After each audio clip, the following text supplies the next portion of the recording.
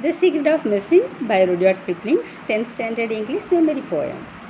We were taken from orbit and mine, we were melted in furnace and pit, we were cast and wrought and hammered to design, we were cut and filed and tooled and caused to feed.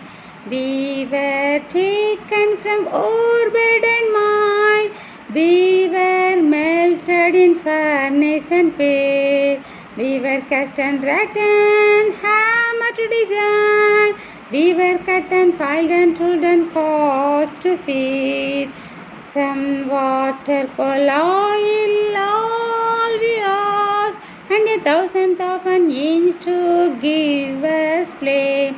Some water, coal and oil is all we ask, and 1,000th of an inch to give us play.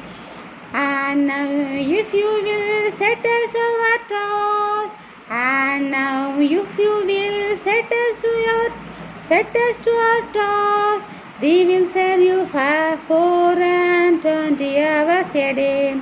We will serve you 420 hours a day. Some water, coal and oil is all we ask, and 1,000th of an inch to give us play. And now if you will set us to our task, we will serve you 420 hours a day. We can pull and haul and push and lift and drive. We can print and pluff and weave and heat and light.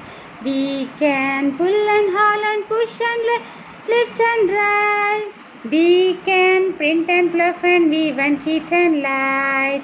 We can run and race and swim and fly and die.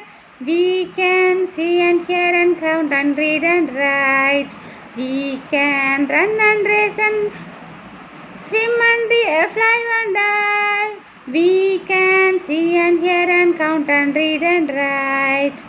But remember please the law by which we lie. But remember please the law by which we lie. We are not able to comprehend a lie.